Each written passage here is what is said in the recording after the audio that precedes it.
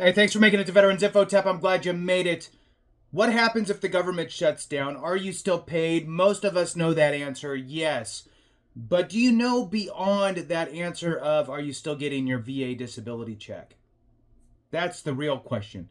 What is actually going to be impacted at the VA level? So I want to dive into this a little bit, just share this with you, front load this video with this information. I just did another video on it a few minutes ago, and I just want to kind of follow it up reversed almost. So what impacts will we see as veterans if the government shuts down?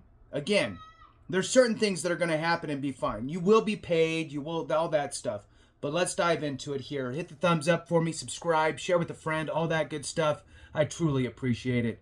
All right, so directly from the VA's website here is their contingency plan, VA contingency planning, which is a good thing, right?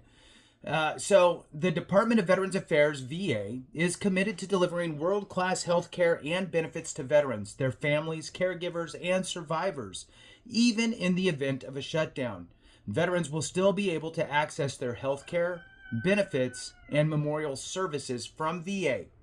Here is how a government shutdown would affect VA and those we serve. So again, please hit the thumbs up, subscribe, share with a friend, all that good stuff. I really appreciate it. That helps to push this word out. Let the video run is another way that really helps get the word out. So with that, let's dive into it.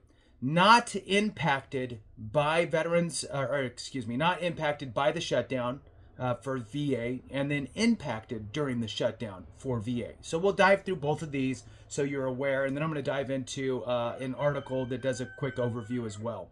So, not impacted by the government shutdown. There's 5 bullet points. Veteran health care is not impacted. VA medical centers, outpatient clinics, and vet centers will be open. VA benefits will continue to be processed and delivered, including compensation, pension, education, and housing benefits, which that's kind of one of the most important things for most of us. So that's a good thing. Let's move on. Burials will continue at VA national cemeteries. Applications for headstones, markers, and burial benefits processing will continue. The Board of Veterans Appeals will continue decisions on veterans' cases. VA contact centers at 800 My VA 411 and the Veteran Crisis Line at 9881 are open 24/7. All right, so that's the things that are not impacted by the government shutdown or by a shutdown. What would be impacted? VA will not provide veteran career counseling or transition assistance program activities. There's, by the way, let's see, 3, 6, 7. There's 7 bullet points. That's the first one. Second one here. The GI Bill hotline will be closed. The benefits regional, so when they say benefits, they're talking about VBA. So the Veterans Benefits Administration, where you actually file your claims, right? The VA benefits regional offices will be closed. VA will cease public affairs and outreach to veterans. VA will not permanently place headstones or maintain the grounds at VA national cemeteries. VA will not process applications for pre-need burials. VA will not print new presidential memorial certificates.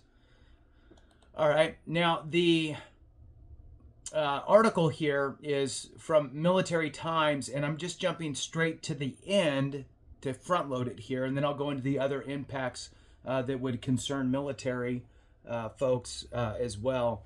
But Veterans Affairs Operations, it states here in the Military Times that unlike the Defense Department, most Veterans Affairs offices are funded a year in advance. That blunts the impacts of a shutdown on benefits processing, medical centers, and other support services, all of which will continue to operate amid partial shutdown. Hours and appointment availability could be changed because of the budget impasse, but VA hospitals will remain open and operational. Some department information hotlines could be shuttered during a shutdown, and some VA central office staff would be furloughed until new funding is approved. But compared to other departments, the impact on overall VA operations would be minimal. And again, I just went through the list. Now, let's go back up to the top of this article and run through some of the things that maybe you or a loved one might be dealing with if we have a shutdown. So, looming government shutdown could hurt military families and veterans. It says here that the partial government shutdown this weekend could delay troops' paychecks at the start of the new year and shutter some base recreation activities just before Christmas, yielding to a stressful holiday season for military families. I'm going to skip some of this beginning part and just jump into the impacts.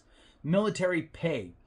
Active duty troops would be required to continue to report for duty in the event of a shutdown, but their paychecks would stop until new funding deal is reached. Particularly, troops would not notice that delayed pay until the first week of January, when the next round of military checks is scheduled to be sent out. The 2025 pay is also the first with the 4.5% raise for all troops. Remember that we have the pay raise that is going into effect for military personnel. All troops are getting the 4.5% money that they would not get now until later. During the last partial government shutdown, Defense Department funds were protected, but Department of Homeland Security appropriations were not. That means that most of the Coast Guard members went without paychecks for weeks until the stalemate was settled. A shutdown would also delay some specialty pays and stipends. In 2013, Congress passed legislation protecting military paychecks, but death gratuities for families of troops killed overseas were delayed for weeks because of the budget fight. The civilian defense workers, unlike troops, not all civilian defense staffers would be required to keep working in the event of a shutdown. Over the 700,000 plus Defense Department civilian employees, roughly half are considered essential employees who would remain on the job without pay. As a result, some troops could find their offices half-staffed after a shutdown begins, with some key programs halted until funding disputes are settled.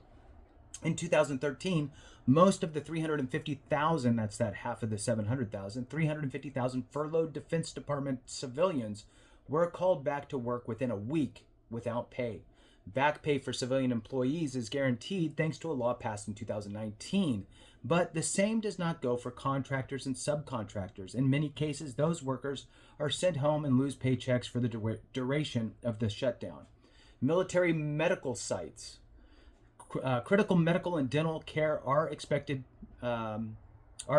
from shutdown orders, but elective surgery and other elective procedures can be postponed or canceled during a shutdown. Private sector healthcare under TRICARE would not be affected by a shutdown, and specialty medical care for wounded warriors could or would continue, but office hours could be curtailed because of staffing issues. Child care and MWR. In the past, Defense Department officials have said child care would be decided base by base, depending on installation staffing and demands. Families may not know if their facility will remain open until Monday. Department guidance during previous shutdown threats has also specified that morale, welfare, and recreation activities that receive any taxpayer funding will operate during a shutdown if they are deemed necessary to support essential operations.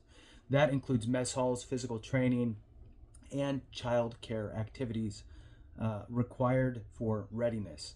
Non-essential activities could be shuttered. Activities and organizations funded entirely by non-appropriated funds, such as many MWR activities and the military exchanges, generally will not be affected. The exchanges are largely funded by sales revenue, and part of their profits go to help fund MWR activities.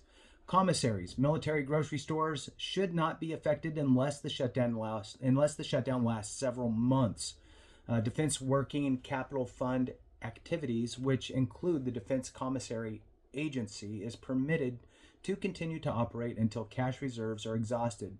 Defense officials have also provided exceptions to stay open in the past for overseas commissaries and sites determined to be in remote U.S. locations where no other source of food are reasonably available for military personnel.